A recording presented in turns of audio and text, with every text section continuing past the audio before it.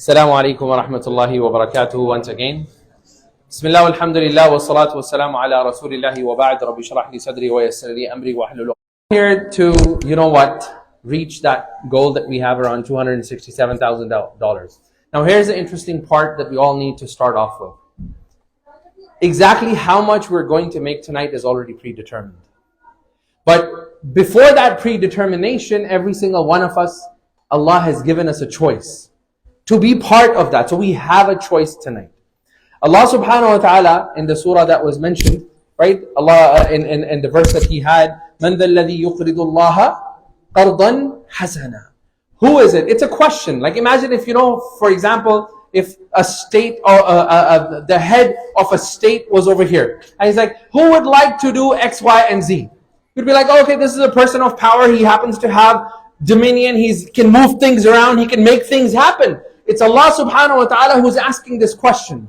Now, imagine this question being asked. Allah is like, Man dhal ladhi?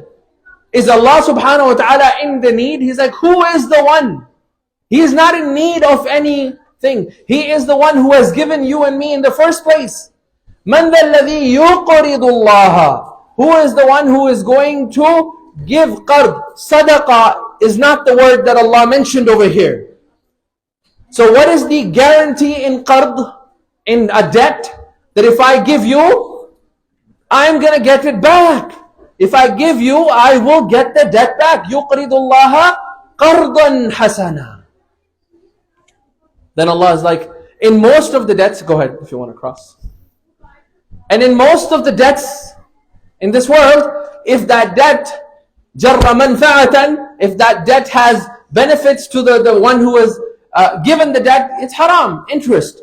But over here Allah is like, فَيُضَاعِفُ لَهُ أَضْعَافًا مُضَاعَفًا. Allah is like, not one multiplies. Allah is like, if you give me a qard hasana, فَيُضَاعِفُ. Allah is going to multiply it. Okay, great. Multiplication is already good. By 10, by 20. فَيُضَاعِفُهُ. This qard Allah is going to multiply أَضْعَافًا مُضَاعَفًا. So imagine 100 times 100 times 100. أَضْعَافًا مُضَاعَفًا. That whatever I have multiplied now, take that number, 70, 80, 1,000, multiply it again with another 1,000. Most calculators are incapable of calculating that much. That is what Allah is asking. He is not asking, oh, who can give me sadaqah? This is a debt. You will get it back in this world and in akhirah. أَضْعَافًا مُضَاعَفًا. Now, do you guys remember the story I gave last time when I was here? Who remembers the story? The story of the contract. Anybody remembers it? There was an imam who said, you have a contract. Right? Just to revise the story, we really don't understand how Allah subhanahu wa ta'ala works. There was a person, he wanted to build a masjid. And his masjid was not being built. Inshallah, that's not the case here. But he was struggling. So one day there was a businessman that was there. And he was like, okay, I will build a masjid, but what kind of guarantees can you give me? I'll invest in your business. What guarantee do you have? So he's like, I will give you a contract that will guarantee you Jannah. This person was like, that's amazing. So he gave that money and he took that contract. The imam went home and he's like, Ya Allah, what did I do? Like, I'm not in the authority of giving contracts. So at that moment, when the imam went to sleep that night, an angel came to the imam. And this is in Egypt. An angel came to the imam and said to the imam, Ya imam, amma al-masjidu faqabilna. And as for the sadaqah of the masjid, as for the masjid, we have accepted it. Wa amma as-sadaqatu. And as for the sadaqah that person gave, فَقَبِلْنَا. We've also accepted that sadaqah. وَأَمَّا الرَّجُلُ فَقَدْ أَدْخَلْنَا. And as for that person, we've already entered him into Jannah. This is in this dunya. See, sadaqah, my brothers and sisters, those of us who are accustomed to it, as some of the ulama, they say, sadaqah will get you having mu'jizat, like things will happen in your life, you're like, how is this happening? My sheikh, he mentions that there was a tajir in Syria, in Egypt. There was a tajir, sadaqah. To the extent that he would give sadaqah, and he used to say that every night, Ya Shaykh, when I would come home, before I leave my dukkan, before I leave my shop, I only take my akhrajat, the things that I need to spend for me and my kids, I take that, وَأَتَصَدَّقْ الْبَاقِي, and I donate the rest. So the Shaykh asked, like, so how do you plan? Like, you don't have a plan, like marriage, this, that, education, this, that. He said, Subhanallah, كُلَّمَا طَارَ عَلَيْهِ طَيْرٌ, every single time there's something that comes, oh, my daughter's wedding, 100,000, 200, whatever the cost is, Allah subhanahu wa ta'ala sends it to me. And many days, Allah is going to send me someone that is going to ask me for my money, and I see that person in the dream the night before. Allah will show me, so and so is going to come tomorrow and he's going to ask you $30,000. And I wake up this morning, these are people in our times. So sadaqah has a really powerful thing. Rasulullah sallallahu alayhi wa sallam, he said that dawi mardakum bis sadaqah. We all have some form of relative somewhere far and wide that are struggling. Sadaqah is something that cures our sick.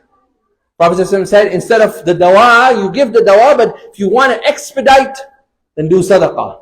It is mentioned about Imam al-Hakim. It is mentioned about him that he got a skin disease. And the skin disease would not cure itself. He tried everything for 1 year. Until he gave a lecture once in a masjid, Imam al-Hakim, and it is mentioned about him that one woman that was attending the lecture for some reason felt a connection with the Shaykh. So she went home and made special dua to Allah subhanahu wa ta'ala that Allah cures the Shaykh. As that lady slept, and this is in Sirah A'lam al-Nubala, this is in like our authenticated books that we have. Rasulullah sallallahu alayhi wasallam comes to the dream of this ordinary lady and tells her, tell Hakim to go and do sadaqah. In specific, do the sadaqah of water for his case and the sickness. Next morning, he hears about the story. I'm shortening the entire long narration. He hears about the story and he creates a sabil. He creates a source of water outside of his house.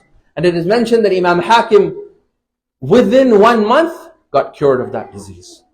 So sadaqah is something phenomenal. We were on Hajj with a group of people, and this person was guaranteed to die of cancer.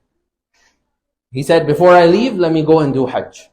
So he came with us on Hajj, and we said to him, the Shaykh that was there, Shaykh Ahmad, not me, another Shaykh, he said to him, Wallahi, as-sadaqah, and he said the same hadith to this person, that if you do sadaqah, dawi mardakum bis sadaqah. He gave sadaqah. What do I do? He said, go and feed the people in Mecca. Go whatever you can. So he had $2,000 in his account. He took all of them out. And he gave all of that to the jam'iyat. And he said, I want you to distribute the food today. Next morning, he gets up and he feels a lot better. The morning after, he's getting even better. And people can see in the Hajj group that there's something different about this person. So one of the mashayikh, he said, why don't you go and do fast? Fast nafsak, and check yourself that, it's not normal. You're not supposed to be this good.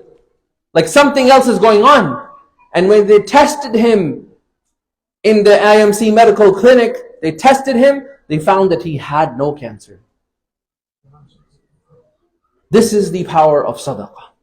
Now when the sadaqah is coupled with building the Masjid of Allah subhanahu wa ta'ala, and then it is coupled with the 27th night of Ramadan, then it is coupled with the nights of the last 10 nights, all of those multiply the impact of that $1, that $10,000, that $15,000, every dollar, no matter how big or how small. And I leave, and we'll begin inshallah. But before, I just have, actually, I'll tell the story later, inshallah. But we'll start over here, inshallah. So this is going to be very easy. The target is to reach 250. Let's all first make intention. inshallah, purify our intentions, that we're here to support a house of Allah subhanahu wa ta'ala. This is not my house, this is not Shaykh Adnan's house, this is not anybody's house. Allah does not need you, does not need me, does not need anybody. This is the house of Allah. Even if we were not here, this was the will of Allah, somebody else would have done the house. They would have built this house. So we are not in need, we are not needed. Rather, it's our need that we have tonight to be able to be instrumental in this. And remember, الَّذِينَ قَاتَلُوا قَبْلَ الْفَتْحِ, that the ones who fought before the battle, before the victory of Islam, they're not equal to the ones who came after. So the ones who support this project today, it's not the same that those who are going to come 15 years later lived in the passion of Ustad Adnan, right? You know, almost like you know, he can get married with that passion. MashaAllah, there's so much passion there, right? If you see that passion, anybody who supported a small amount today don't look at it as a small amount, but it's, you believed in a vision where you did not see a vision. And that multiplies later. Most of the masajid, I overheard a conversation over here, they were saying that the Gwinnett Masjid, GIC, started with a very small project. Right? Those who were there at that time, الَّذِينَ سَابِقُونَ السَّابِقُونَ, the ones who were there in the first days, who believed in it, their reward is not equal to the one who see the grand masjid now and now want to donate $100,000. It's not the same. So inshallah, we're going to begin. It's a very, it's a very humble ask.